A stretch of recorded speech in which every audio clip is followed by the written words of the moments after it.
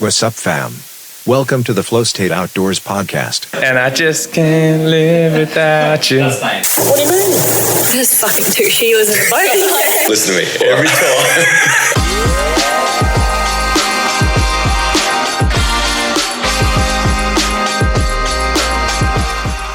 This podcast is brought to you by Hustle and Grind Coffee Co., Evertread, and Castmag.co.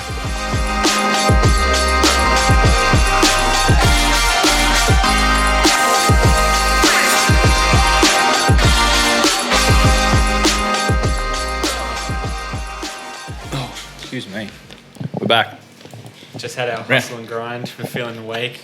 Great taste. Full-blooded flavour. That's 2 parts plugged to the shit out, so it's good.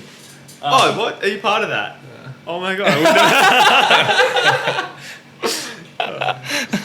I know a guy that can hook you up. Shit. I was not ready for that. I was not ready for that. That was good. Fuck.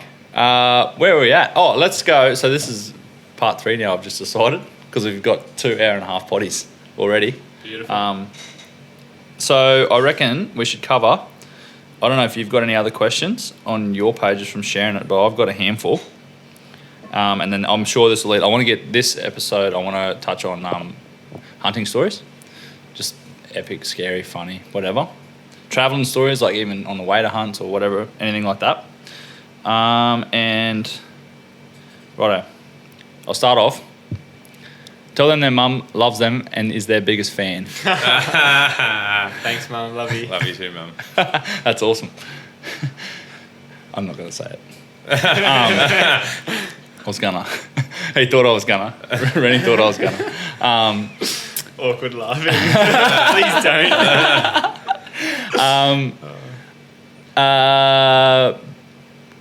Why bow, not rifle? I think just a challenge. You're right. I'm just going to fix actually, I think it's also, like, it's the challenge now, but it's also all we know. Like, we grew up, so our old man got us into bow hunting from the age of 4 years old. So he started we were really fortunate, started taking us into the great outdoors when we were 4. And like he had rifles and did pig dogging and stuff like that when he was our age. And then, in his late 20s got a bow and yeah, that's pretty much, like, he still has a gun license now and does a little bit of rifle hunting and stuff, but very, very minimal. Like, so from the age of 4, we sort of, that's all we'd ever do. And then we got our own bows at 11 years old and sort of never looked back. Like, I've never had a gun license, like I've sort of shot animals for pest control and, like, meat and stuff like that, or, shooting feral cats or rabbits and stuff. But, like, realistically, it's always just been bows.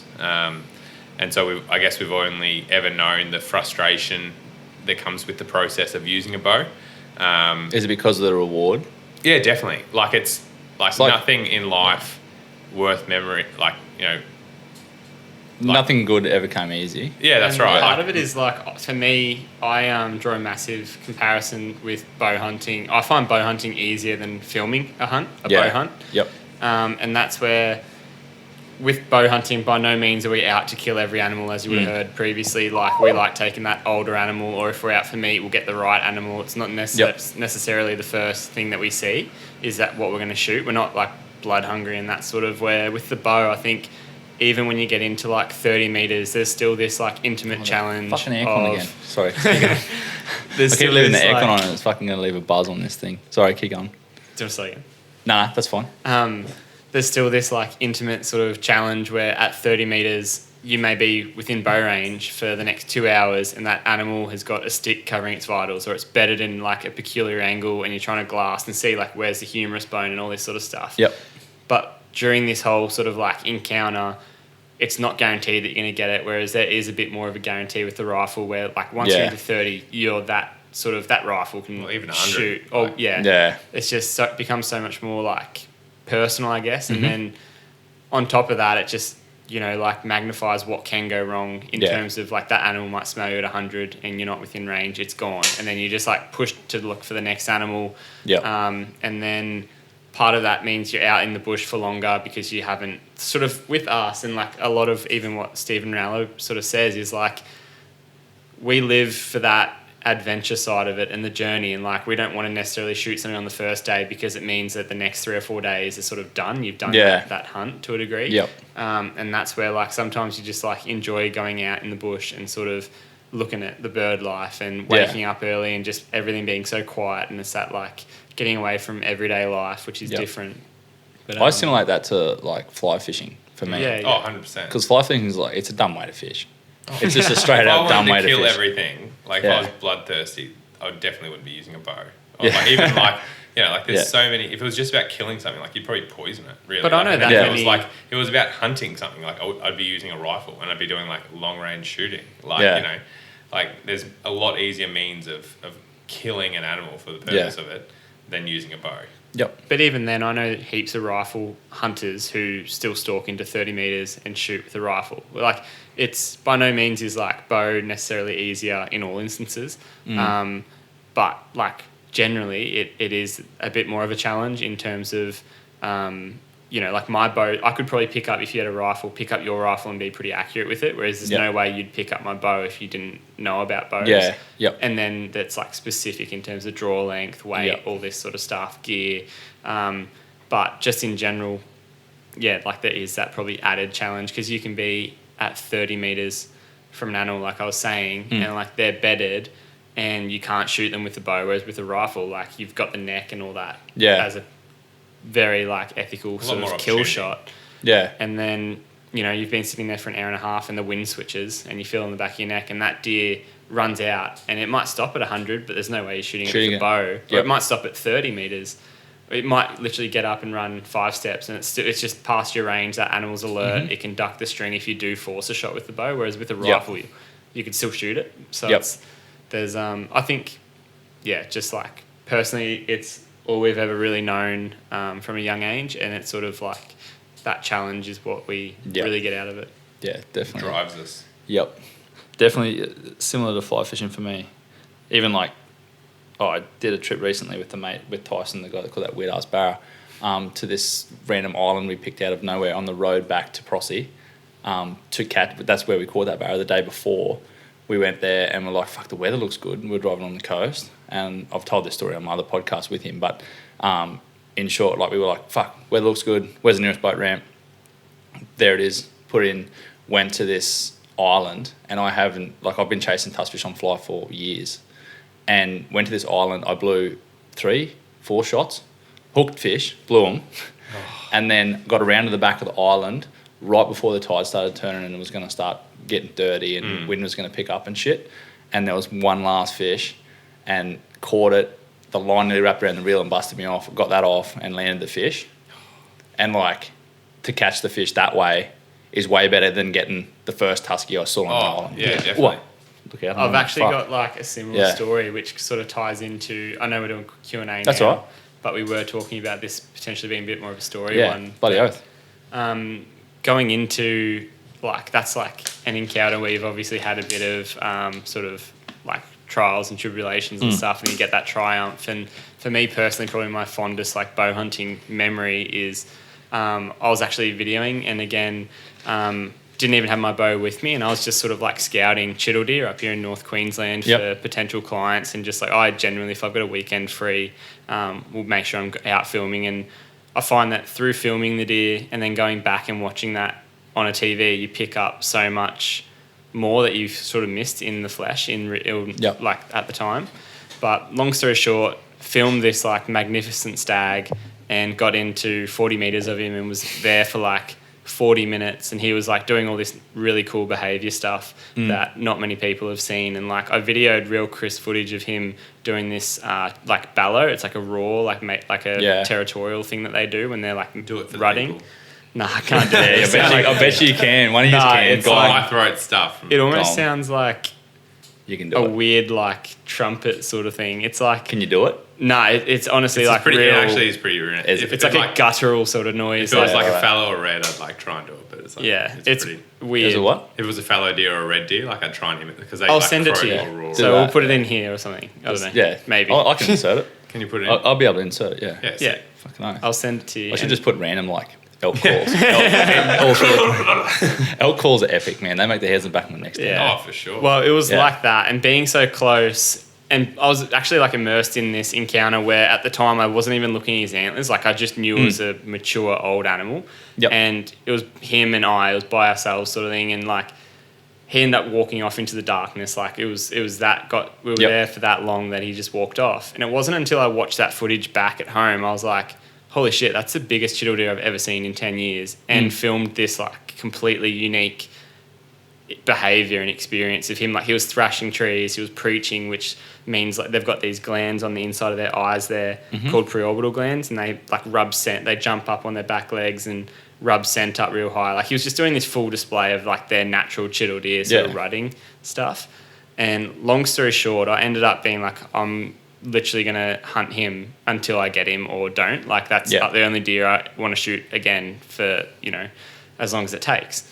And I remember just going out, I was doing uni obviously, and this is back in 2018, but I was going out every weekend and would like leave, hunt Friday, Saturday, Sunday, drive home Sunday night and start uni. And then for the whole week, I'd literally watch this footage back and be like, I hope I find him again. And like, and he would at like, the call time, me in the process, like explaining like, you know, like keep going. He's like, oh, I found this deer and this deer. And he's like naming all these other hinds and stags and like videoing all them.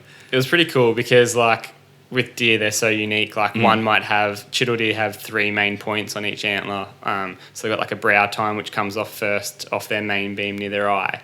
And some might have like real wide ones or short ones or long ones, upright, whatever. Like there's all these characteristics. And then you can look at their antlers and they all sort of look similar, but they've got their different traits. But then if you look again, like each deer will often have like different rips in their ear. And like that's to the point where I was like, oh, blah, blah, blah. Like, is that from fighting? That's from fighting, yeah. And, you know, some deer are just massive and have like a real dark coloration. Others are lighter. Like all these just traits. They're like you and I. Like we look different. But some people just be like, oh, they all look the same. Young sort of fit dudes, whatever. Yeah. But...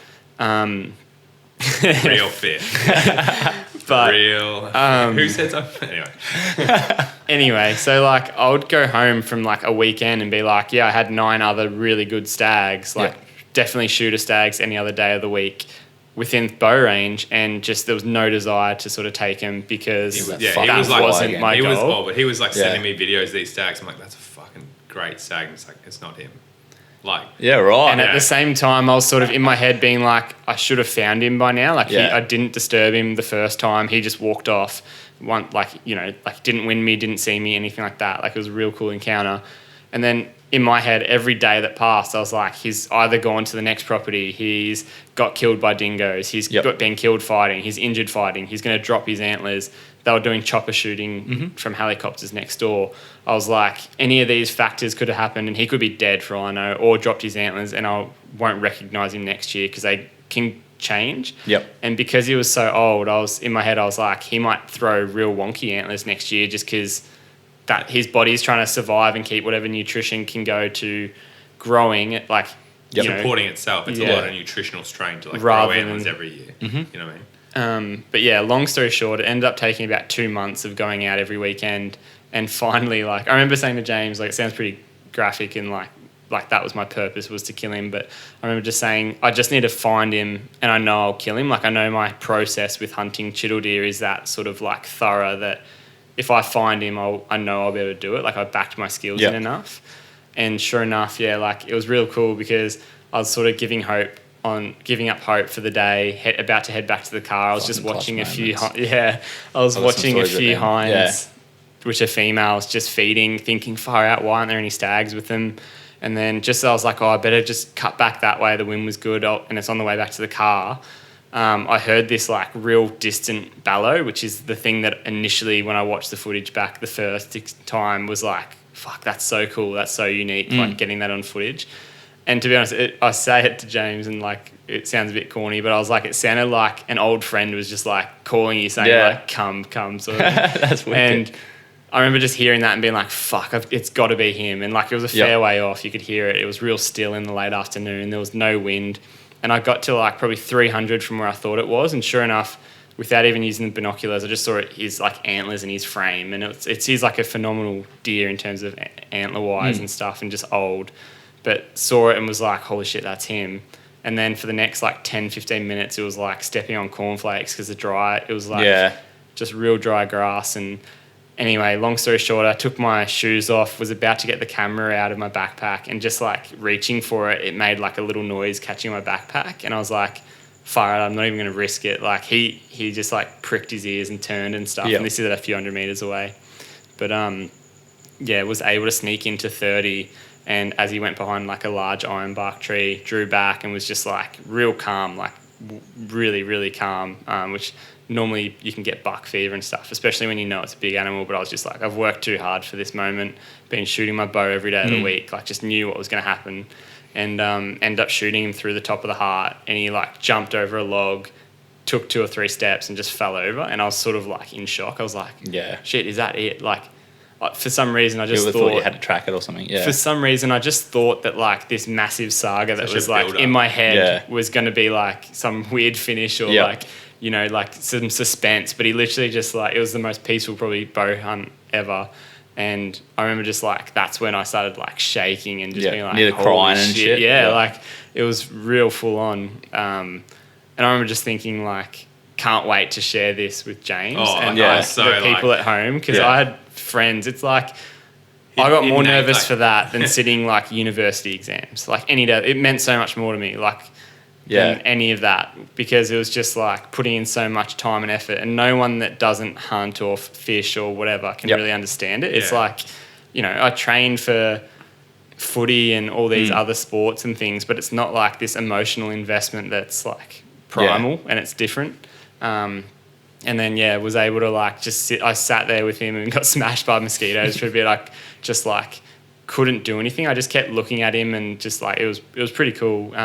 And like realised how big he was and stuff. And he was just like this massive, impressive animal at his like exceptional sort of chittle deer.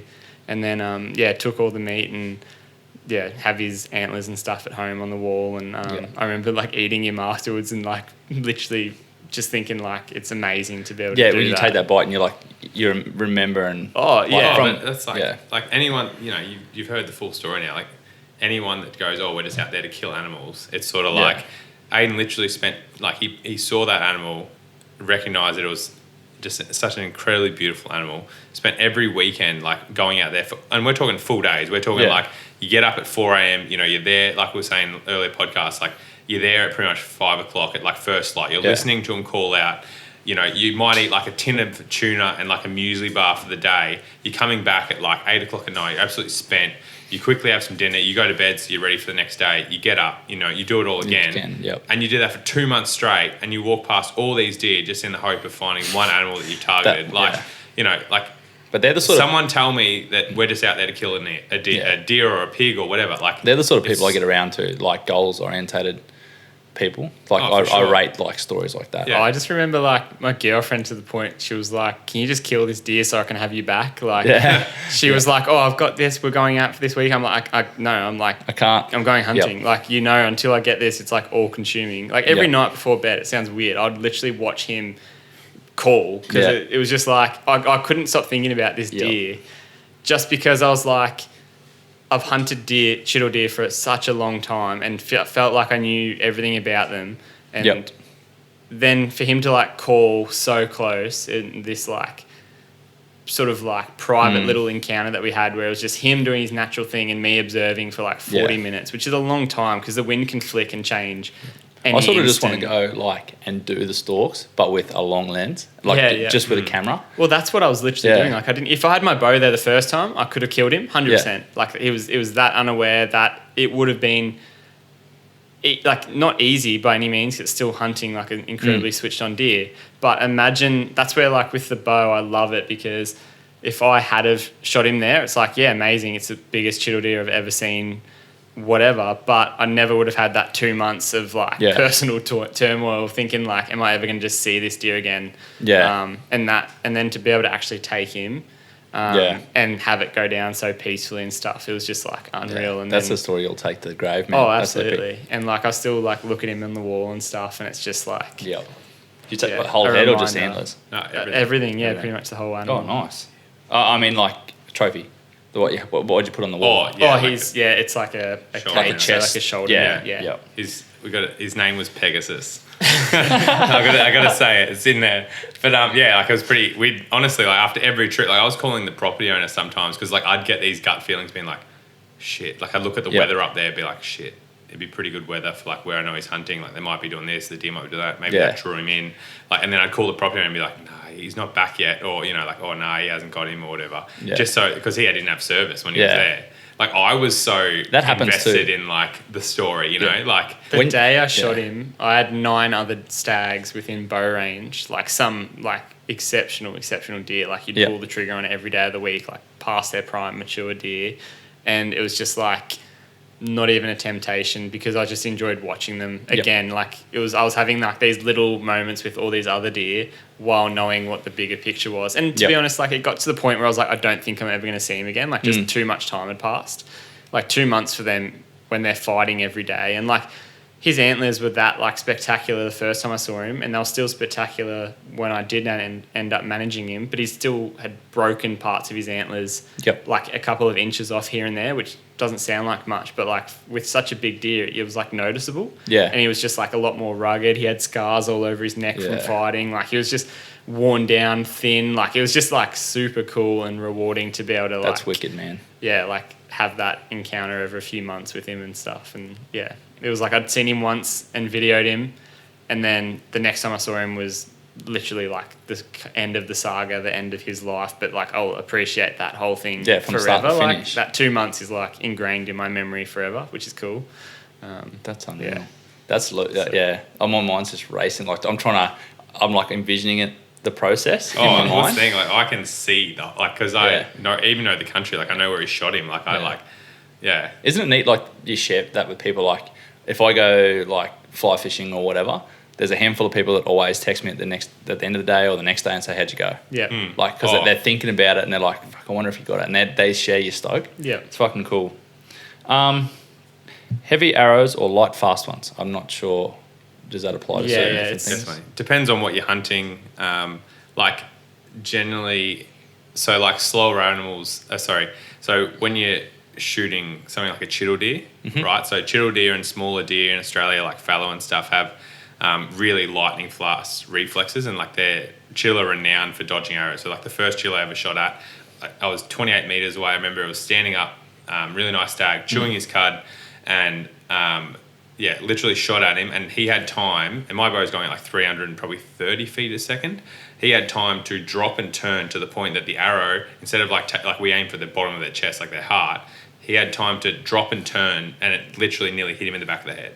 Because he'd they just jumped the string. They're getting hunted by like tigers and stuff back in. So their reflexes are just lightning quick, right? Yeah.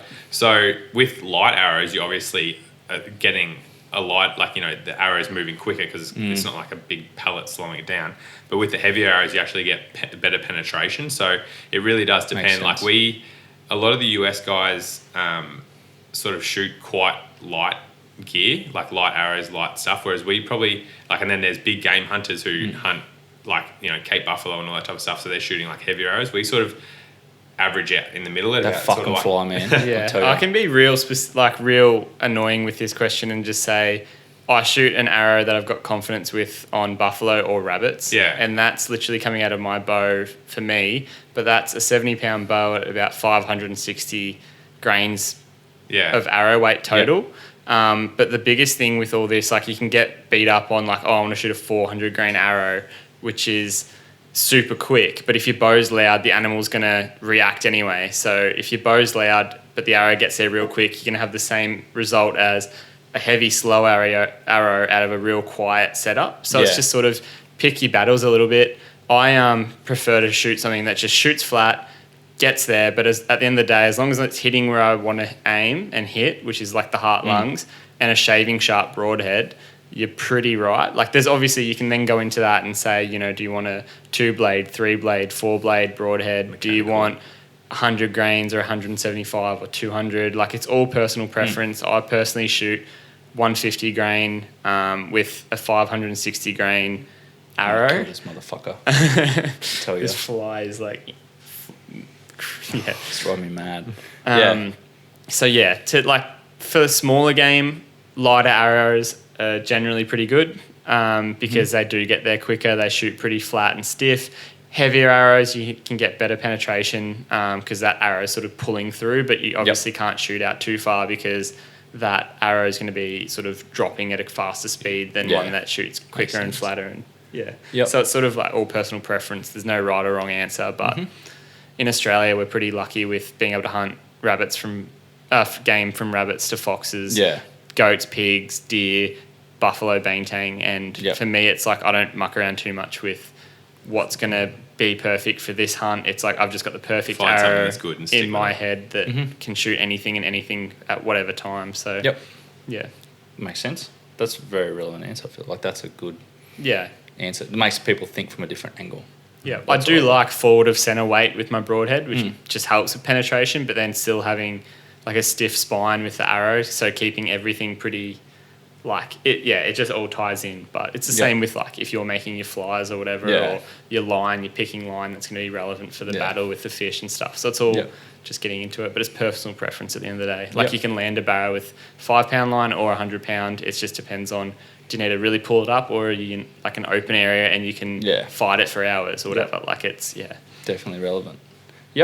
Dream hunt when travel opens up. Let's just say joint hunt. Or you got 2 different ones? Mate, I got like a bucket list of about 10 hunts.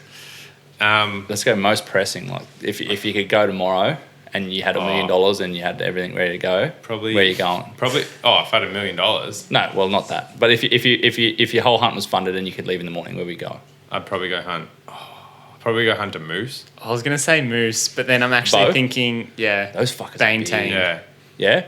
Really? Hopefully we can do that this year. Yeah, I know, but it's just like I think a lot of Australians overlook what we've got in Australia. We've got so many cool animals that are between different. Australia and New Zealand, you could be so like, the game species that we have here, and like even the different environments that you have to hunt them in, and the different attributes and features of each thing that you sort of learn through hunting them. Like, you would honestly be so satisfied with just staying like domestically and locally, but. Yeah, like I've got a couple of big ones on the bucket list. Like I really want to go over there and chase elk in the US, which like I'm already applying for tags and sort of accumulating points for. I really want to go and hunt an ibex, which is like a goat big, like species. Needle, like black, long black horns. Yeah. So I really want to do that. There's so much out there to like experience, and they're all different. Yeah. Wouldn't mind doing a seeker hunt, which they're just cool sort of deer species in New Zealand. Yeah, I don't know. That's just Personally, like I've shot 5 out of the 6 Australian species, and I'd love to like hunt a hog deer. Just they're like a smaller deer. I didn't even know there was that many species in Australia. Yeah. Oh, there's like species subspecies too. Like there's there's Malaccan 5 main and Javan, species, but 6. Rusa. Yeah. Yeah. Okay. But generally, it's pretty accepted. There's always going to be different opinions, but like there's 6 species of deer in Australia, and then like different subspecies and whatnot.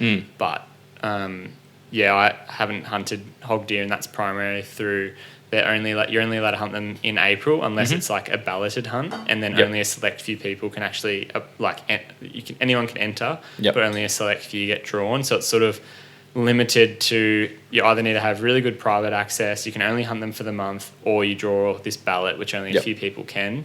So it's sort of like for me it just hasn't happened. Like logistically it's been difficult. I haven't been able to spend enough time down there and try. So a hog deer could be pretty cool, but definitely like the big draw cards. Like I'd love to get to the States and hunt, or Alaska or something, and hunt like moose, elk, all those sort of game that you see. And then there's obviously like Africa would be awesome to hunt, and just experience sort of like that environment where you're not the top predator, obviously. That'd be that'd be a weird feeling, man. Like New Zealand, I'll never like if we could go this year and last year, I would have gone. New Zealand. Well, I had 4 flights booked last year from like Jan, Feb, and I had about 3 more flights that I wanted to organise to New Zealand, like for hunting trips, because it's just like cool. It's so cheap. Like if you're an Australian hunter, like it's going to cost you just as much, and it's all public land, so like it's going to cost you. Fishing too. Oh, and the fishing and the diving of it. Like we've gone spearfishing with kingies and stuff like that. It's fucking awesome. But what it's going to cost in you know, flying New Zealand, hiring a car, if you've got all like the backpacking gear is pretty expensive. Yeah. But like doing that, or like even hunting out a hut over there, is equal to what it's going to cost you to fly up and, you know, go and hunt pigs in the Cape. Yep. You know, so it's so like it's just something that like just because it's international, like people look at it, it's like this whole other world, but it's such like an easy process. Yeah. And New Zealand, like the biggest thing I think is you're literally looking at like a postcard every time you open your eyes. Like yeah. it's the scenery and stuff is so like ridiculous. Yep. To the point where like you've got these glaciers and like whether it's South or North Island, it's just so remote and yeah, you don't even have to go far from civilization. You're sort of in this rugged country. Like we were massive Lord of the Rings fans. So you go out there and you like, feel like there's that was a really great trilogy. Oh, man. It feels like there's going to be like orcs around the next corner. We belted out a lot of like, a lot of that. Urukai. Movie quotes and shit, yeah. Yeah, no, we won't get into it. But yeah, look to the east on the You're gonna fifth day. Like, just like stupid shit. Especially full Nick, nerd. like we do a lot, we've done a fair bit of hunting with Nick Morton, like one of our really good mates. And like we've done a couple of trips with him and we all love The Lord of the Rings. So we listen to the soundtrack like on repeat, just endlessly. But then also like someone will be like, we'll be hiking up a hill just dead. And then someone will just like turn back and just like roll out this Lord of the Rings quote. It's whatever, like it's like the pace is quickened or something like that, and just like start sprinting up the hill. Like, you know, you need people like that in your life because it's just especially when you're like grinding it out. Yeah, hard hunts and hard fishing days and shit. Like you got to be able to hang a bit of shit and muck around. Oh, for sure, you know. And that's where you're all like herding and grinding the exact same amount, and then it's just like that camaraderie that actually like goes, oh fuck, like look where we are. Yeah. Look what we're doing. Yeah, it sucks like busting our asses with all this gear up this hill, but once we get to the top, can light a little fire or get the gas cooker going and just like have a warm meal. Like that's what you're looking forward to is a warm meal and somewhere like out of the rain to go to with your mates who are all suffering the exact same. But that warm meal and that undercover, like being in a cabin or whatever, and it wouldn't be as satisfying or as good if you didn't do all the hard shit before it. You know? Like so I went to New Zealand at the start of last year for 2 months and was working over there. And I was just doing like weekend warrior hunts. Like I'd literally finish work at like lunchtime on a Friday and they'd give me a car and I'd be like, shit, yeah. So I'd drive like 6 hours hiking in the dark to like this spot and then like go hunting for 2 days, hike out, drive all the way home. But I remember I'd gone chasing shamus or chamois, like these little goat species in New Zealand. And I was walking up like a creek system and it wasn't meant to get any rain. Anyway, like I'd spent the first day there, hadn't really seen anything. And got my trout rod out because there was heaps of trout in the stream. And that's what I was predominantly eating. So I was just flicking the lures. And I remember I'd done like a 6K walk up, come back to camp, seen nothing, got my rod out, walked 200 meters from camp downstream, and there was this chamois sitting on like this grassy bench, like at 100 meters away, just like feeding. And I was just like, you are fucking kidding me. And it's like I'm standing in the open, like, and it's just like looking at me, and I'm just like. Like I've worked, I literally had to pack in 8Ks to get to that campsite and then, done that walk.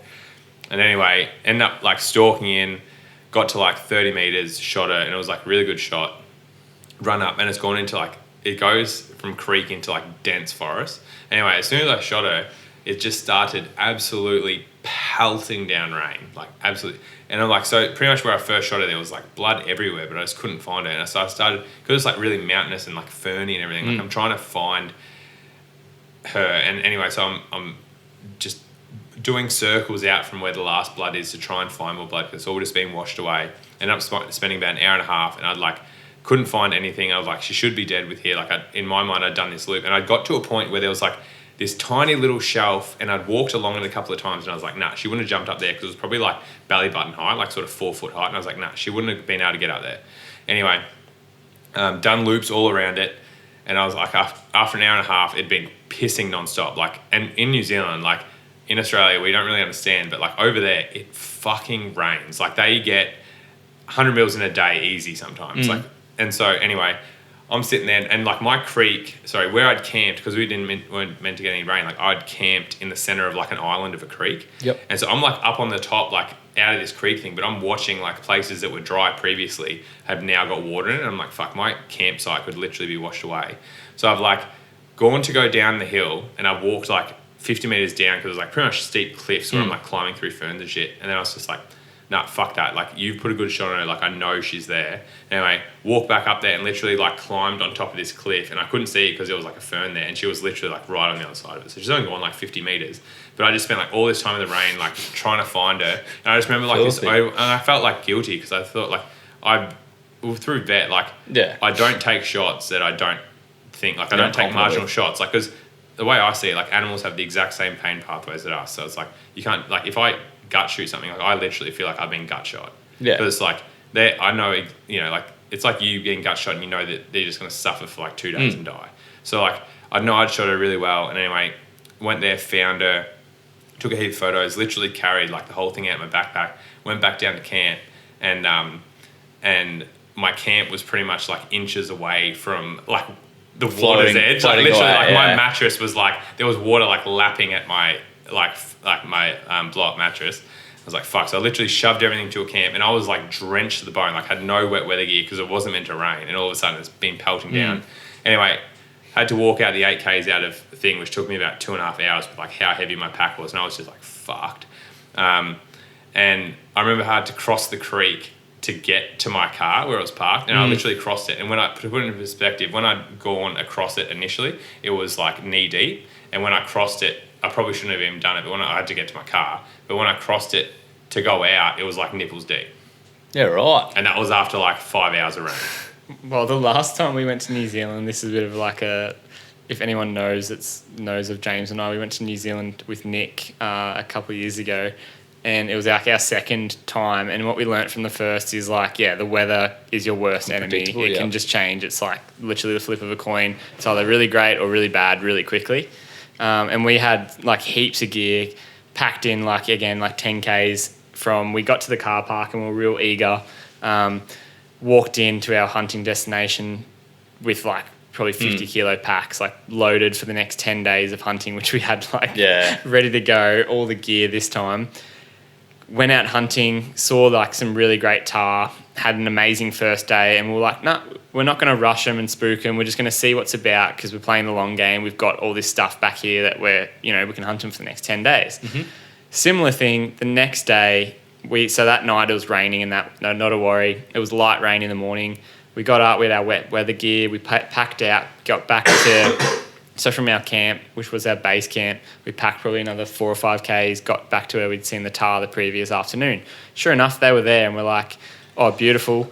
Anyway, the wind and rain had just, like, kept picking up, like, in little increments, and we're thinking, far out. And, like, we checked the rain forecast, and it's like, oh, pretty heavy rain. We're like, fuck, we'll just camp out under a rock for a couple of hours and see if it passes.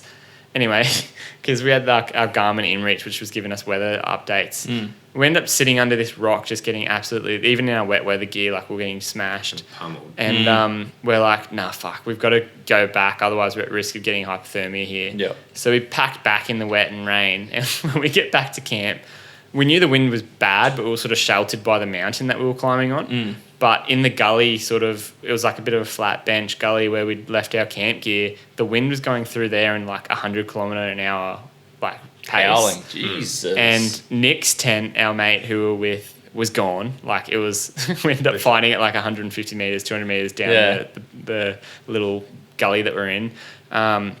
My tent had snapped the tent poles and had, like, a rip in one side, so it was, like, not waterproof. We lost, like, $1,000 worth of camera gear.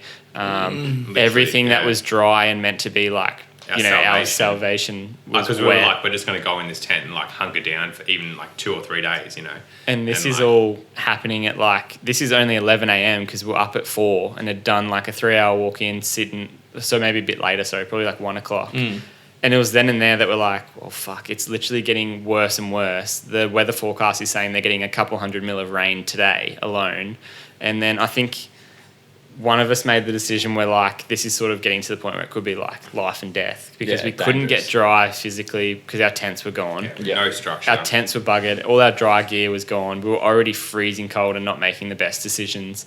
And that's just, like, we ended up spending the next, like, we got our tents fixed and stuff, but we spent the next, like, week basically getting a couple hundred mils of rain and living in a tent, telling stories. Fucking hell. And like we still look back on it and like we lost so many $1,000s worth of camera equipment. Didn't hunt, didn't shoot a tar, didn't do anything. But it's probably one of the best trips I've ever had hunting wise. And it's just that like, again, like camaraderie. We all suffered, but it was better than sitting at home. There's a lot of value in that, man. Yeah, like, And now I can't wait to go back and sort of redeem ourselves. And we haven't had the chance with COVID and everything. But it's like I really long to get back to New Zealand, and it's a hunt that I'll probably do every year, hopefully until I die, or until I physically can't. Like I'll definitely, I think I'll be going there multiple times a year because like it's one of these things that there's like so many hunts to do over there. Like as many species that we've got here, they've got there, and plus they've got all like the beautiful mountainscapes and everything. Like so, yeah.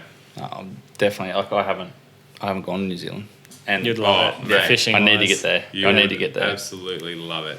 Yeah. You wouldn't pick your jaw up off the floor the whole time you were there. But yeah, I very much don't doubt that. Yeah, I've travelled everywhere, but never ever crossed the ditch, and it's probably the easiest place to go to It's out of cheap anywhere. too, man. Like as a uni student, it appeals to me because it's like $400 return flights, and then the expensive thing for us was buying like a tent, which might cost $600 to $1,000. Buying like a sleeping mat, buying like all this waterproof, like warm weather, lightweight gear, because you got to be mobile but be safe, and like just the GPS, the Garmin InReach or whatever that we're running is $600.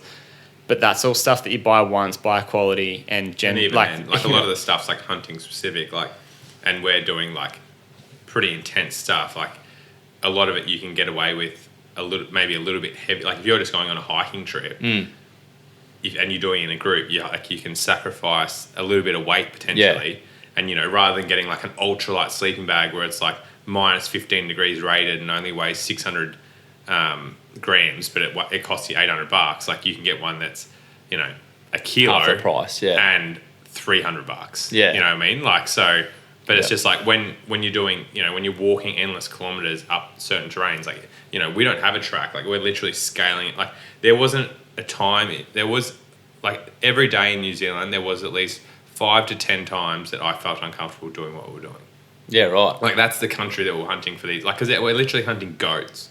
So, like, think of all the wild photos that you see of goats, and these things do that. Like, there'll be, like, one tiny little foothold here and one tiny little foothold here, and they're, like, reaching across this, like, 200-meter vertical drop cliff just to get, like, a tiny piece of grass, and they, like, hop over to the next bit and just, like, like, we saw them running across waterfall those, like, faces and stuff.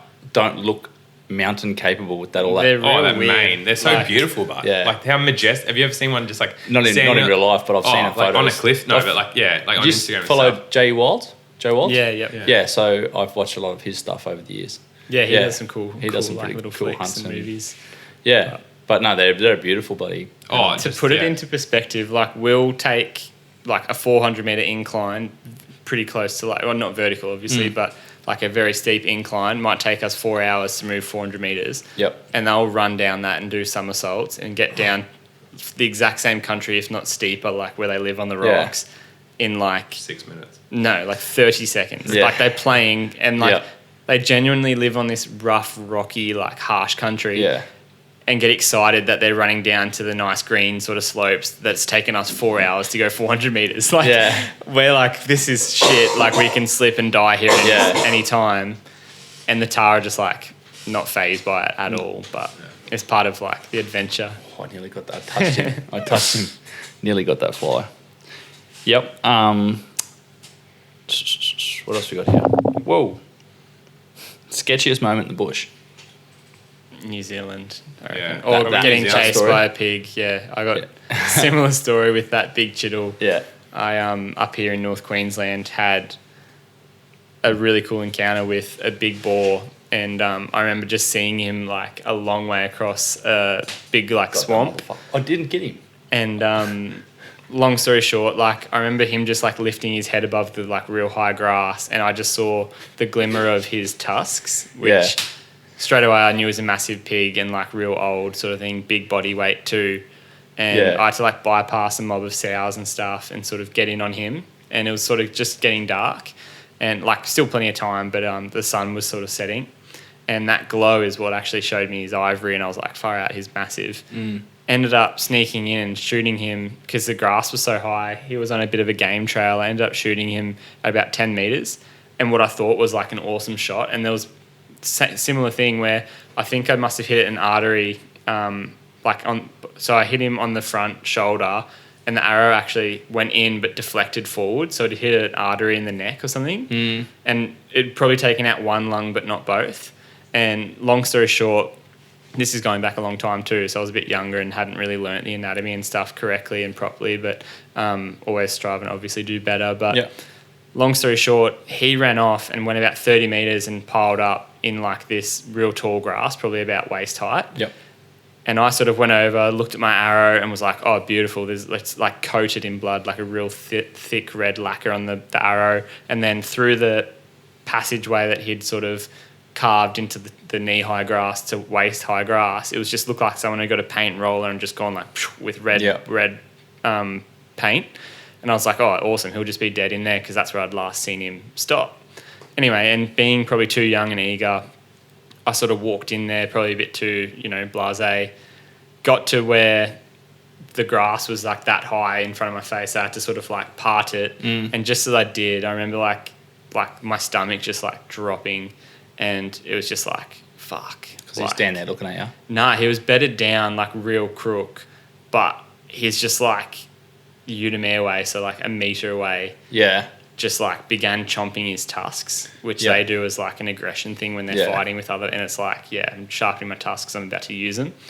And I remember just being like, fuck, like gut wrenching. Like one, I thought poor the bastard, shot, I'd killed him and been real clean, but it wasn't. And this is only like seconds after it happened. I was too eager. And unfortunately that had given him like a surge of adrenaline, because he's now like, holy shit, instead of the bow being quiet and arrow going through him and him running to the grass and me giving him a minute to expire, even though it doesn't take that long, it's just like a calm, peaceful process. I was just too eager in my inexperience. And long story, short, by me going over there quickly, parting the grass and him seeing me, it sort of surged a bit of life back into him. Yeah.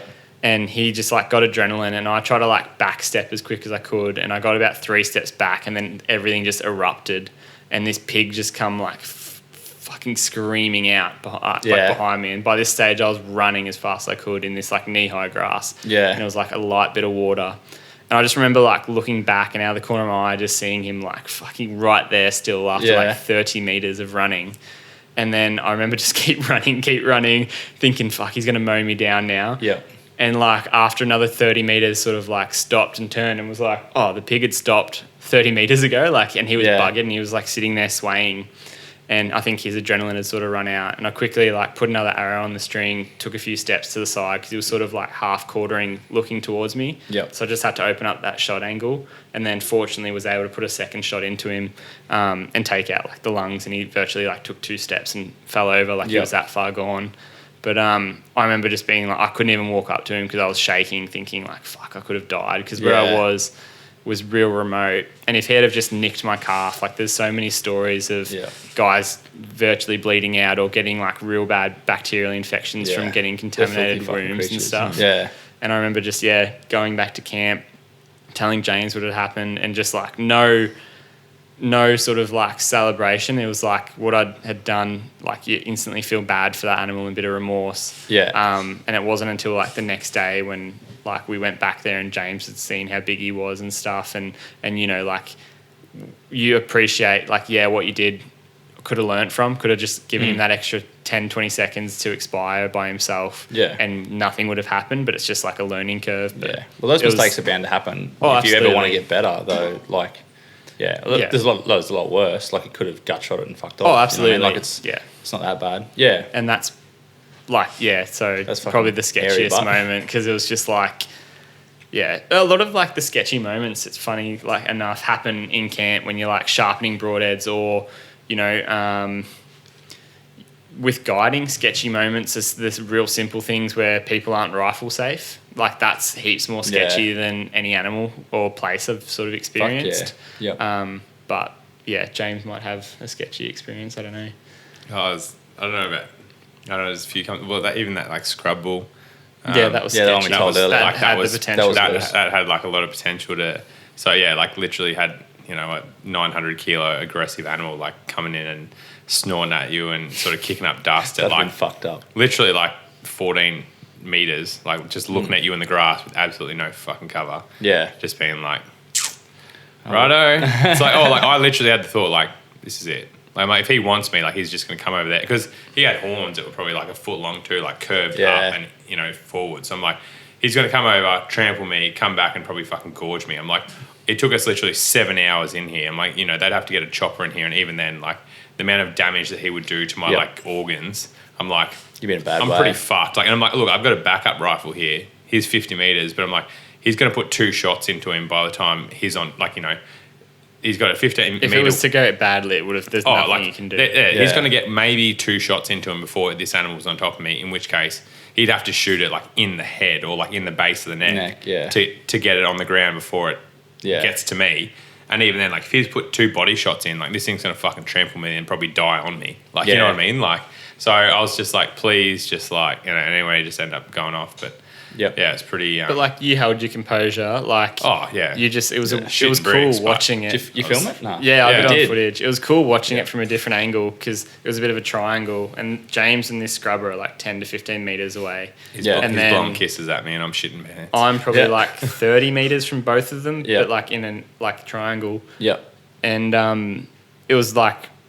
I remember like having this backup rifle fella behind me saying like, should I shoot it? Should I shoot it? I'm like, no, because he's going to hear that boom and just go like... Yeah, like he's looking at me and he's going to get hit and he's going to think... Because at the time, he was like, you know, whereas I'm like, please don't hurt me, sir. Like, I've been really good to you. Like, you want to go feed, you want to go find some cows, you go do that. Like, I have no grudges here. But like at the time, there was this probably, 10-minute standoff where they're at 15 metres and the cow, like this scrub bull is literally looking at James thinking... do I need to kill this thing or is it just something in the habitat? And he like held his nerve, kept calm. I just like melted stayed into the grass. Stayed like, you know, composed. Low profile. And eventually it was enough to sort of like get this scrubber to sort of turn its head. And as it turned its head, he came to full draw.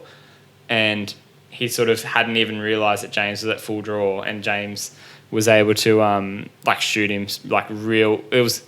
sort of like less than ideal shot, but with our setup, you can do it every day of the week. Yeah. And shot it through like initially the collarbone. Sort of the collarbone, but initially the jugular where the neck meets the actual like front leg scapular area, and the jugular vein must have been hit because it just like went and spurted out blood, which I could see, and that was enough to sort of like stumble it. The way it hit him was it almost like pushed his head away from James because it was turned outwards. And so from being dead front on body wise, its neck was hanging out to the left. When he hit it, it almost like acted as a push just to get it on its way, and it forgot where James was, and you know, like the quietness of the bow, it just sort of ran off and ended up falling and dying in the creek, which is pretty cool. But it was an unreal experience. I was like, at one stage it was looking at me front on, and I had the thought, I was just like, do I get an arrow into this thing so that at least when Ayden tells a story of when I died, he can be like, at least you got an arrow into it. Like, I literally had that thought. Like, no word or of he can put its head on, like, a head on the wall. Or not even that, but it was just like, at least he got me, but I got him. No, at least he can be like, yeah, you got an arrow into it. You know, but, and then I was like, no, fuck that. I was like, if I put an arrow into it with this thing looking at me like that, I'm like, I'm fucked. It's going to eat me. Like, literally, like, I'm like, I will be dust. And then, so, you know, I got a little bit lucky, I guess. Sometimes you got to be, but it's weird. Like, people don't realise, like, the most minor thing can go wrong. Spearfishing's a big one. The most minor thing can go wrong. Yeah. And it's like, mate, it goes from like full comfortable to dead. Like, literally. Yeah. Or even like I just gestured to Rennie, who's sitting on the side here, but like even just like something simple, like we went fishing up Cooktown for like an overnight trip, which was unreal spearing. But like at one stage, someone had not put a lure back onto like a simple thing, but not put a lure back onto like the eye of the rod. And I've turned around and this thing has literally like treble hooked me through the eyelid. And all of a sudden, from it being like fun and games, like they knew my voice, like I'm pretty normally sort of bit of larrikin, sort of easygoing. It went straight to being like, hey boys, like, you know, and they all instantly just like stopped. And then like he came over and like lucky enough just sort of pulled it out. But like, you know, that's something where like, you know, treble to the eyelid fucking where you're blind, where you're 80 Ks offshore. Like that's you know, and same with spearing. Like, you know, you hear about incidents all the time, not only with sharks, but like, you know, you're carrying powerful weapons around, like in the water. All it takes is a safety mechanism to fuck up, or, you know, a misfire of a gun. and your mate's swimming in front. You know, obviously you put in all the safety measures and you never point a gun at someone, but you know, people get shot with rifles every year. Like, so yeah, there's often a lot of safety features that you got to consider, and definitely spearing and like all features of hunting have their risks. Most definitely. Favorite cut, organ, meal. I assume that's like choose any of the three or all of the three. Yeah. From an Australian game animal, and how do you prep and cook it? I got mine already. So favorite cut. Go one each. I need to go to Lou again. Yeah, you're right. Favorite cut at the moment. I'm going to say probably tongue, because I'm really enjoying sort of experimenting with that, and it's sort of like a slow process in sort of fleshing that out and getting like ideas and recipes that I've done with them, because they're so, you know, few and far between. You only get one.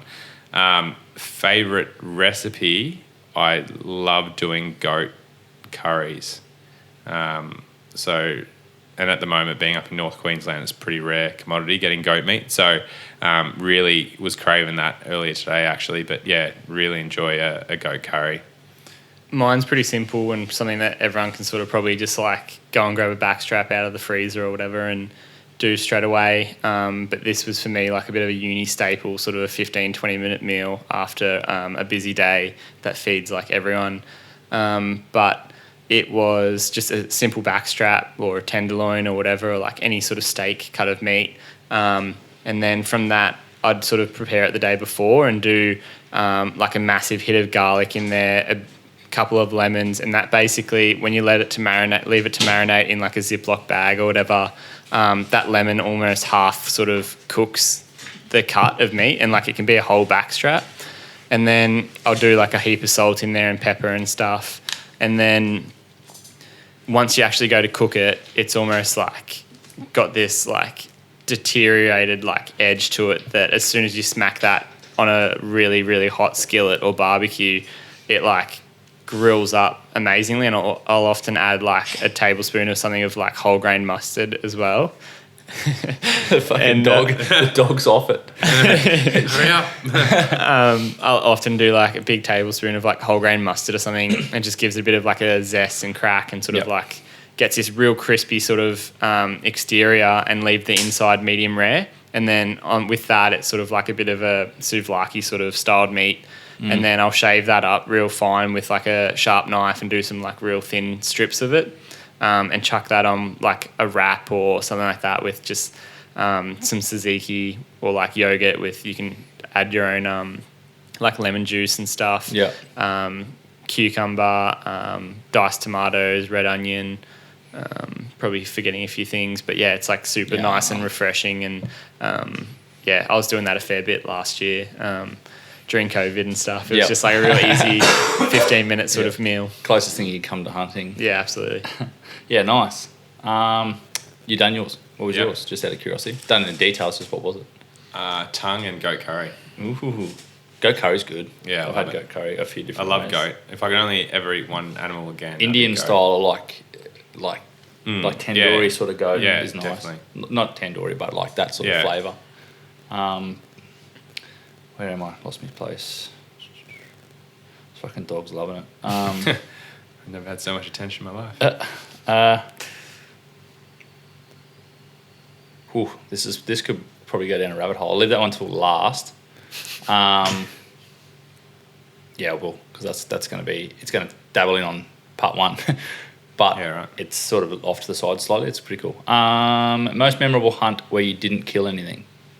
The tar. New Zealand for me, It's like, I'll never forget that. It was more just, I've got one. I'll tell like a very quick story, but animals have like a rut period where like all the females come into season. So like all the males get, they put on their big shows and displays and get really silly. Fallow and red deer have like a very intense rut period over like a couple of weeks, which mainly happens sort of the end of March all through April. Mm-hmm. Anyway, I was on a property and had seen the biggest fallow buck I'd seen in Victoria, and I tried to video it and ended up having him like bust me at about 10 metres. Yep. And this was in 2019. And then I ended up he ran out to like 30, and I probably could have like shot him, but I was like, nah, he's sort of beaten me. Anyway, ended up spending the next week trying to find him. Couldn't find him that year. Spent that much time, like all through summer and stuff, trying to find him. Couldn't find him, and I was concerned, similar to Ayden, that someone had shot him. Next year, pretty much same day, rocks up in the same spot, and I spent over 4 days, I drew back on him 12 times at less than 20 meters. But where I was hunting, it's like really thick tea tree, really thick ferns, rough. And odds. I was literally calling Ayden like at lunchtime or every day, being like, I've never felt personally an animal has just like purely defeated me. I was saying to Ayden, I just don't know what I can do, because this thing, like, he's like, hind call at it. I'm like, I'm bloody hind calling. I'm like, it fucking runs the other direction. And then like one time I'd hind call at it and like comes running in on a string sort of thing, but I wouldn't be like, he'd come in for a direction that I wouldn't expect and stuff. Anyway, ended up, like I said, 12 times at under 20 meters, drawing back, couldn't get a shot away at him, and ended up missing him because he ran, like what happened was he ran down a hill and I had my pin set to like 30 meters. So I used like a sliding pin. And pull back, and then I'd stopped him, and he only stopped at like 8 to 10 meters, and because I had my thing to set to 30, like it was set at like a way further distance, so I've just clean shot like way over this thing's back, and anyway, then I spent the next like 3 weeks pretty much, like, because I had heaps of time off, like 3 weeks trying to find him, couldn't find him ever again. Just went back like endless weekends and never found him again. I think part of like when we lose animals or can't get one or whatever like has happened where you're not successful, it's often due to like this massive lust of just being like, holy shit, I want that animal so bad, like I'll do anything. And you often do like the complete opposite thing to what you should. And that's where sort of now for me, especially with hunting chital deer pretty flat out, like I remember when we first started hunting them, we've hunted them for over 10 years now.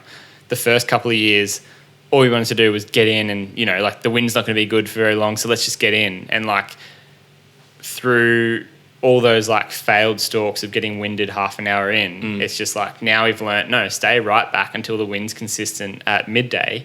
So you just watch them for the first few hours, and then now we sort of have this like formula or process that I like to call it, where it sort of strips not the emotion to a point where like you're just doing this thing that's like, no reason, going and shooting free throws in basketball to get better at free throws. Like it's still a hunt, it's still intimate, it's still, there's all this like real in-depth sort of like we're constantly reading the bush and the wind and other animals and the animal that we're hunting, like the deer in this instance. But we sort of just, we don't like, oh, he's got massive antlers, I need to kill him right now. Like that's not a thought that we have. Like, yeah, sure, after the animal's dead and we've done our job and put an arrow where it needs to go to make that animal have no suffering and like, fall over very quickly, is when the nerves come back in and you like get that adrenaline surge and you sort of like, you lose your shit a little bit and like, crumble to the ground. You're like, holy crap, I can't believe what I've just accomplished. Like, I can't wait to eat this, whatever. But yeah, I like can recall for me, like this saga that went on with sambar deer when I was living in Victoria. I just got my P plates and was able to drive. So it's sort of like, for me, it was my first real independent hunting. Like, previously, it was always with Dad, James, and myself as like a little trio. We'd always go on these hunting trips. And I remember hunting for sambar deer for like 2 years straight. Every day of the week, I'd try and get out. And if it wasn't, it was like every second day. I was honestly hunting them so much. And I remember just saying to myself, like, I'm not going to shoot any sambar deer. I want to shoot a mature animal. And the only time I ever shot another deer, that like, unless it was like, so it took me about 2 years to shoot a mature sambar stag. And then just so happens that I end up shooting 2 mature stags in less than a week, which is like unheard of with a bow, basically. Like, it was a pretty cool accomplishment. But I just put that down to knowing exactly where the hinds were living, what the wind was doing in this gully at what time. Like, it was 2 years of just like dedication and studying this property that I could hunt. And like, so for 2 years as such, like to answer the question, I just like look back now with such fond memories, and it's sort of like remove that initial emotion where you like want to just get something, learn about it, have fun while you're out there if you're not getting things, and like draw, like if you go out in the bush and you like take something from it every time, one, becomes such a better hunter, but two, like you learn to just like look for things rather than always be like, oh, I didn't get something, it was unsuccessful. Like for us, it's, oh, you know what, like I got away from uni and or work life, shared a campfire meal, and that's enough. Whatever happens is, This is so similar to fishing, man. It's stupid. Oh, it is, and It's that's why fucking like so they're similar. all the same circles. Like at the end of the day, Same like it's all relatable Yeah. stuff. I feel that's wicked. Favorite game recipe? We done that one. sushi. I love sushi. It actually, cash and tuna would be tuna Fucking sushi oath. would be. Tuna sushi, fresh trout, fresh trout Oh, it's sashimi. just like it's so hard. Like Yeah. goats, just probably because I hadn't had it. But like, I mean, if I hadn't had like pork ribs either, it'd be like pork ribs. Yeah. Or like pulled pork, like taco or something. Whiting, I Don't be brought it up. taco on me. You I brought fucking it said up. I tacos. fucking brought it up. whiting fillets. We had for this Hungry Hunter. Yeah. We were cooking up a fair few really Yeah. nice dishes, and we had just like simple, everyday tempura battered fillets, whiting fillets with Fish and- like like fish these and chips, thick really. cut chips. And Yeah. like mum and dad come home from work, and they were just like, "What smells good?" And we're like, "We made our own tartare sauce and stuff, and everything from scratch." Yep. And they just like smashed it before we could even finish filming. We're trying to take photos, like we're filming Yeah. and stuff, and like pulling. We're like, leave a fillet so we can take a Yeah, photo, and they're just literally, like, eating it off we're the just like, plate. this is meant to be yeah. our dinner. Like, you're like, oh yeah, it's our dinner too. Just like smash it. It's just like, Whiting's delicious, hey. Yeah. If they just weren't so fiddly, like Yeah. King George's are alright, Yeah. but yeah, like decent sized ones, yeah, not too bad. Yeah, we had a couple of good ones too, like getting up like 45 centimeters. So you get like real good fillets off them. Have you ever gone up Cape York and got black lip oysters? Or you get them here, like No, around I here. haven't. But yeah, this I dog haven't. breeds them. Yeah, right. Yeah, but you breed them, don't you? You look fucking tired. No, Are you tired? It's all the drugs. Yeah. Ben says, "No, I'm good." living on secondhand adrenaline. Good story. Yeah, black lips. Yeah, no, Beautiful, man. You got to eat them like most people who eat oysters, just like chuck them and then Yeah. swallow them and don't chew. Black lips are like, some of them are that big that you got to chew them. Oh, Oh, right. there you go. And yeah, like, Like that reminds us of Scallops, so down in Vic, far out. scallop Yeah. diving. Like, oh man, So like good. it's just like another thing. Like up here, the diving for fish, like the fish quality, spearing and catching them, on line and stuff is unreal. Whereas fucking like too many great whites in Mexico. We had this discussion today. in Fuck Vic, that. yeah, Never seen have you ever one. seen one? Nah, doesn't matter. They're not there.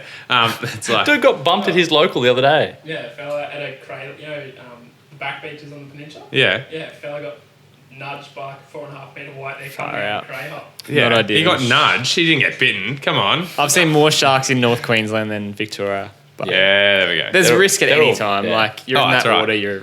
But like the you can't get over the diversity of like cray, lobster, mussels, like all the seafood down there, abs, octopus, like squid, Yeah.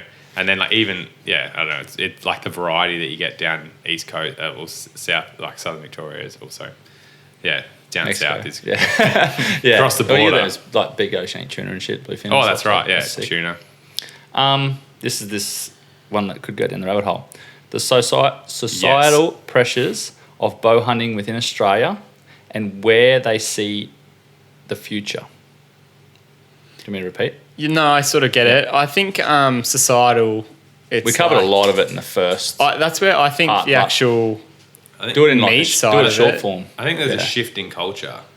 It needs to come from within. But like a lot of it's just like that's what I was saying earlier when I said that we could have probably like be excused for probably not putting our bow hunting in the best light, but just producing bow hunting videos. Like the hunting is a massive part of it, and that's what we're doing is bow hunting. But that doesn't mean that we don't love wildlife. That doesn't mean that we don't, help the farmers out with mustering while we're on their properties. That doesn't mean that we have all these intricate relationships with like the people we go and meet and hunt with, and and that's where like for us it's like pretty cool being a studying vet and a vet that's actually working is like you see like much more of a bigger picture, and like especially for us with like this hunting and eating side of thing, I think that's like there seems to be this societal trend now where it's like, oh, you hunt, you're a prick. Oh, but you hunt and you eat, good on you. That's so sustainable. Yeah. And like, if anything has been like pretty cool is like out of COVID is like I had that many people hit like I know that I left meat and stuff when I come up to Townsville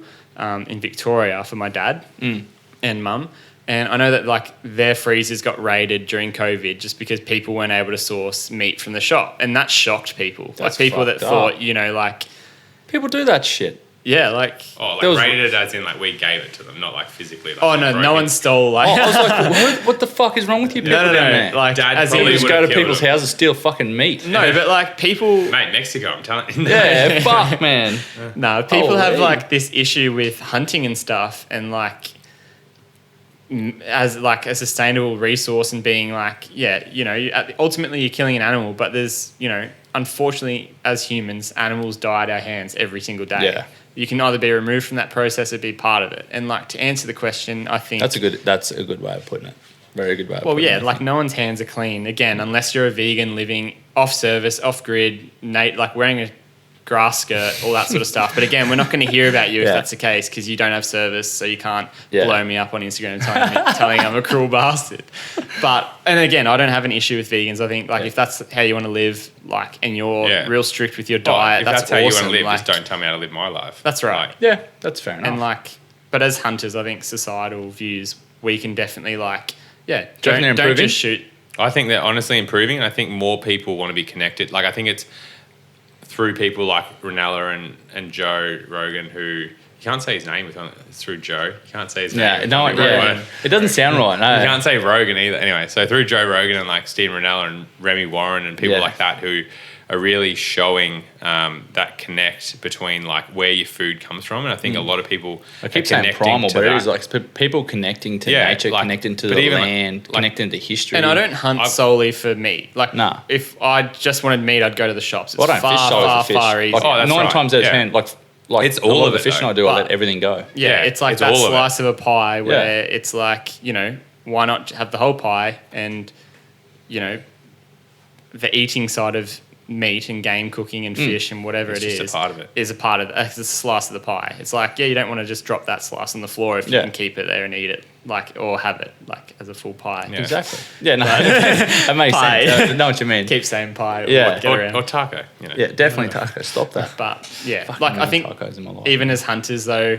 we need to probably get better as like being more uniform. And Yeah. like if someone does step out and do the wrong thing, or and it's like not slamming people on social media. Everyone thinks that social media is this like thing where like you don't have feelings and I don't have feelings. Yeah. It's sort of like, oh, I can say something probably that's Without rude and repercussions, offensive, and that's the thing. and it's not going to be taken. I don't know them, and they're just going to go, oh, it's just Facebook. I'm not going to be affected by it. If But people were giving their opinions and discussing things face to face, there would be, you know, a 50th of what goes on. But even if and they what just gets discussed said it on social without media. being a fuckhead. As an on informative social- for sure. way, Yeah, for sure. Yeah, Like, if you, even on comments or messages or something, Yeah. like just don't be a fuckwit, man. yeah. oh, For you sure. see it on Facebook where like I've had to sort of unsubscribe from so many groups Oh. where it's just like fox hunting, blah blah blah, Australia, for example. Like I don't even know if that's a group, but you'll see someone that obviously doesn't sort of, they think whatever they post on Facebook is only seen by hunters. And they're all the exact same. We're all like that person posting is the exact same as like I'm a different person and hunter and have different views to James, who we're very similar with. I'm very similar with. Whereas like I see photos of foxes that have been shot and their head, you know, might have a heap of blood on it and their eye could be popping out from the pressure of a bullet. And I don't their want tongue- to. and their tongue's I sticking don't out. see that and go, oh, that's a great way to portray hunting. Like It's not. people know that that's can be a result of a bullet to the head, which is an extremely ethical shot in many instances, but it doesn't have to be posted on Facebook. And that's where I think like that societal shift will come. And like, yeah, even to another degree with like Ranella, like being meat eater and food focused, he still posts stories of like him in Alaska hunting dial sheep for 5 days with no kill. And like, I think that's what Yeah. people are appreciating now, is where it Yeah. used to be so like hunt driven and kill compilation driven. Yeah. Like if you don't have a kill compilation and like a rewind of the kill, the final kill, you're no one. Whereas now it's like, no, they want to literally hear you talking about the You can weather pull up in your before tent. Like, I could go to any one of Ranella's films and pull up before he took the shot and be fully content. Yeah, and never ever absolutely. even want to bother watching it. Yeah. The rest of it, whatever happened. and it's that story, and like it's realistic. It's like, Yeah. yeah, on a 5-day trip, you're not going to kill 50 animals. If you're lucky to get one, great.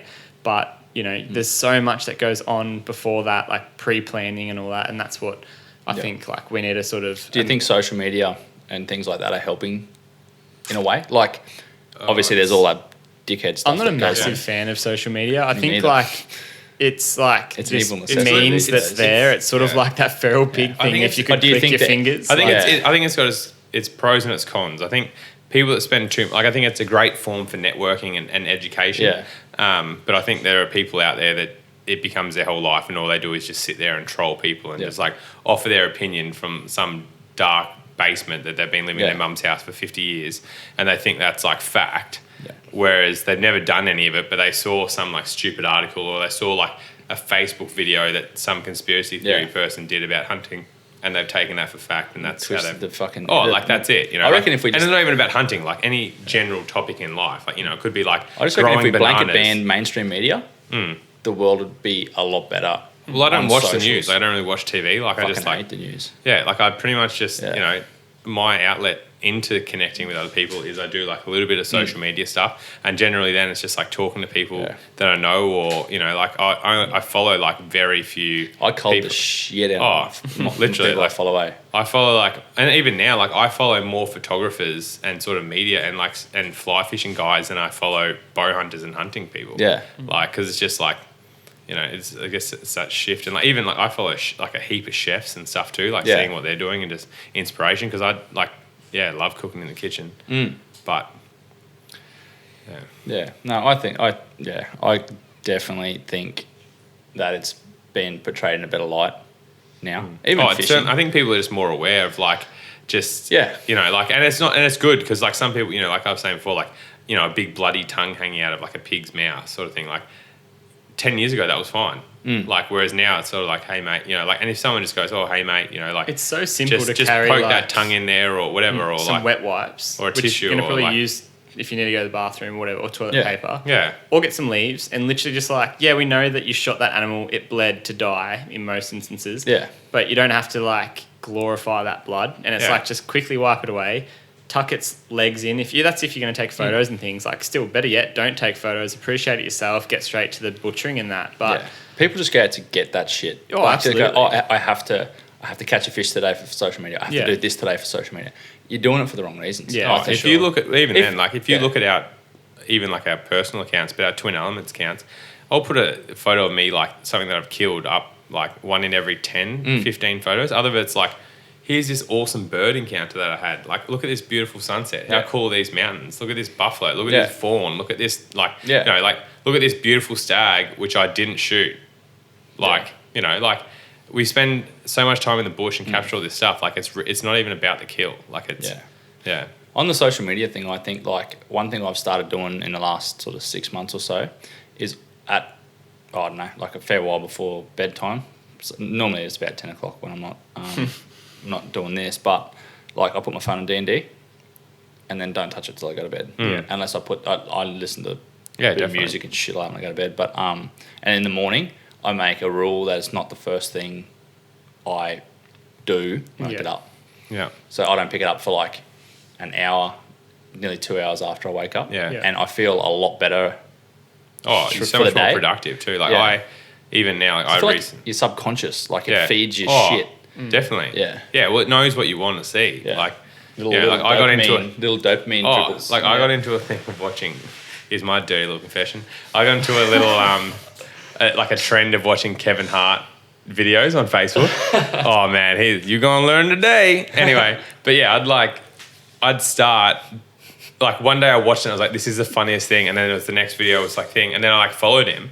And then so all I'd do every day was just sit there and watch Yeah. like 50 minutes of Kevin Hart. And Next then I'd minute. look at the time and be like, holy Yeah. fucking shit. It's been like, and because they're all like 5-minute videos. Like, oh, I got time for a 5-minute video. Oh, I got time for another 5-minute video. Oh, I got time for a 7-minute video. Oh, I got time for another 5. And then you're like looking and you're like, fuck, I've just wasted my whole morning. Yeah. Like, You're wasting your whole morning living it's just like it's superficial. Like it's not, it's someone it's else's like, life, basically. Yeah. I feel anyway. It just rots your brain. Like it's like, yeah.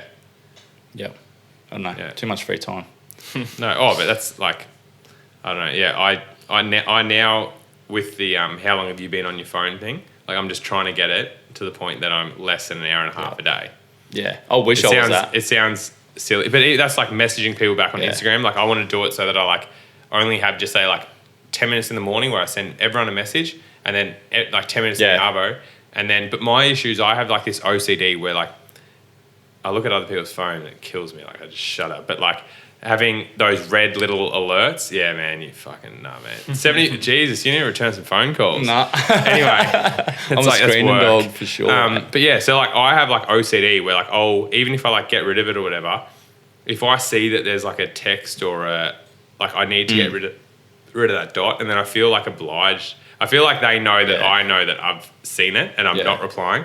But I need to get in the habit of just like literally doing my thing and then just like locking my phone somewhere else. Yeah.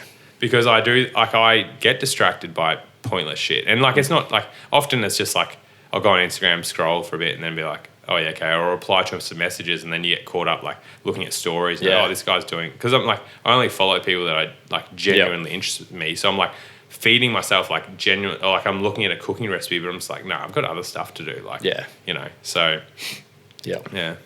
No, that definitely covers that point. In depth.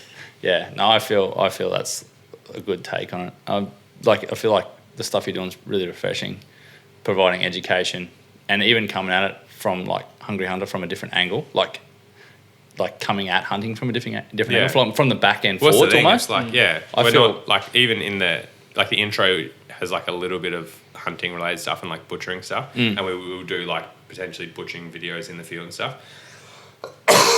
But a lot of it's like cooking, like just purely the meat. So it's not even like we're trying to like you said, we're trying to build it up from the end. So it's sort of like this is just just gives you different perspective and a better understanding, like a more well-rounded understanding, and in the end, like a more well-rounded opinion over such a controversial, what do you call it, industry, I suppose. Yeah, for sure. Yeah. And like a massive part of the Hungry Hunter thing is that it's not by any means like unachievable. Like we virtually eat venison. We've got bolognese waiting for us at home. We had wraps yesterday. So it's like to eat venison and game meat or pigs or duck during duck season or whatever, fish once a week, twice a week, whatever, depending on like your availabilities to get these resources. It's like you can virtually go without buying protein from a store and know exactly where everything comes from, and then have awesome experiences with like your wife, husband, kids, whatever, out in the field doing it, getting away from the hustle and grind of the city. And then that actually just like flow stated out of my kiss. But no, that actually wasn't. Righto. Anyway, the hustle and bustle of the city, and doing this stuff that's just like, we've been doing forever as, like hunter gatherers and stuff, and having this relationship with the natural world. But no, I agree, man. I agree. That like, I ruined your like emotional moment then too. It was getting like I was starting to feel some stuff. When you said hustle and so what's next for the boys? What's next for big dick energy? What's next for the boys? Well, I guess let's go. Just roll it out now, I think. Yeah, we've got. So that's the thing. We've got. So twin element. Roll out twin elements. Yeah. So we haven't. That's the thing. So we haven't actually. We've got about 15 cooking videos that we've just done in Vic, like, which is sort of interesting. Like we had a week off, and rather than like, everyone was like our whole family was literally down at the beach. We were like in a kitchen just like filming hunting videos. Yeah. Like so it's sort of like, and same with you guys doing your media here. Like, all your spare time is absorbed, and it's something that we love doing, but it's like something that we're really passionate about, like sharing with other people and trying to inspire them. So like we've got, like I said, we've got about 15 videos that I'm about to start editing at the moment. So hopefully we're hoping that about March we'll start dropping those videos, but we've also got a couple of hunting videos as well that we've just got, like we want to get a backlog, because obviously like with him at uni and me working, like you can't just like you appreciate you appreciate like editing, like to edit a really good hunting video from start to finish, like you're probably looking at between 60 to 100 hours plus. So I mean, like that put in to like, we start off with, I'm shocking. Sorry, keep going. Like you start off with so much raw footage. Just say like you got to fit in a 4-day trip, which you might take like 15 hours of footage in, and then you got to condense that down into a 15-minute video with like all this wicked music and stuff. It's just like, we're less scripted now in like, we can't add that, it's going to get boring. It's like, well, people are going to watch it or they're not, but at least they get sort of the whole picture now as to what we're doing. I feel like doing passes. So make your video, watch it, and then work out what's relevant for people. Yeah. Yeah. And then Well, that's what we keep screening. then Like you started. Yeah, then you that's cull, fine. and then you cull, and then you cull, so and that's then It was editing one today that's like, you know, it started off and it was like 10 hours of footage. Then It's he Nick puts it- Morton. If you hear this, I'm working on it right now. I filmed Nick, and it was like super difficult hunt to film because it was like freezing cold winter time in like the mountains in New South Wales hunting pigs, and it's like so there was no tripod use. Yeah. Like I could use a gimbal, but it was just like a bit difficult because you're trying to like film over the shoulder and be like all real streamlined and stuff. Plus you're filming. We were getting up at like 2 a.m. walking out in the dark to get to like the highest peak for sunrise. Yep. Would be out all day in the wind and rain. So like while we're doing all this stuff, it's like pissing down with rain. You got your camera gear to like, it was just like filming wise very like difficult. Yeah. And then there was so much going on, and you're trying to wrap 5 days into like some sort of 20-minute video potentially that gives it like the credit it's due. And Nick's like phenomenal in terms of like the knowledge he has for mountain boars is like his thing. And they're like a species of like pigs in general get sort of like a stigma as like being dumb and easy to hunt, whereas they're far from it in that terrain. And they've got everything going for them. Yeah, I watched a series of his stories when over a couple of days off that black and white boar that he got so close to bedded up, and it winded him at the last. Yeah, like, well, that's he was nearly ready to draw, wasn't he? Yeah, he got to like 5 meters and the wind changed or something. Yeah. But that's like what this. That's cool, film's but gonna like try I was and on the edge of my seat the encompass. whole time, and I wasn't disappointed that he didn't get it. Yeah. Again, it was sick. Actually, I'd like to get him on one day for the podcast because I love like we were talking about it off the air before. Like he's pretty young, entrepreneurial, like hungry, doesn't sleep much. Yeah, Sounds no, like he's my kind of great. dude. Oh, yeah, you He's two, real- like 2 a.m. podcast together, be cute. We just like hit it off in terms of like, hey mate, you keen for a hunt? Yeah, keen. And bang, it's just organised. Like it's we're all very like less talk, just action sort of thing.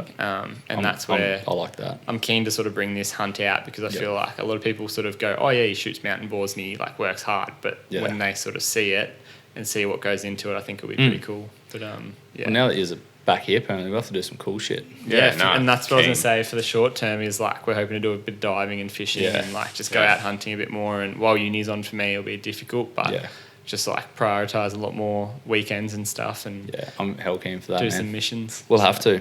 I'm keen to get into bow hunt, get into a bit It's of hunting. addictive. Yeah, I for reckon sure. so. I reckon like I'll do a sort out swap. a list of like kit minus the bow, and I'll still do the stalks but with the camera. Yeah, for sure. And then that'll give me an opportunity to learn and understand more, and then I'll get a bow yeah.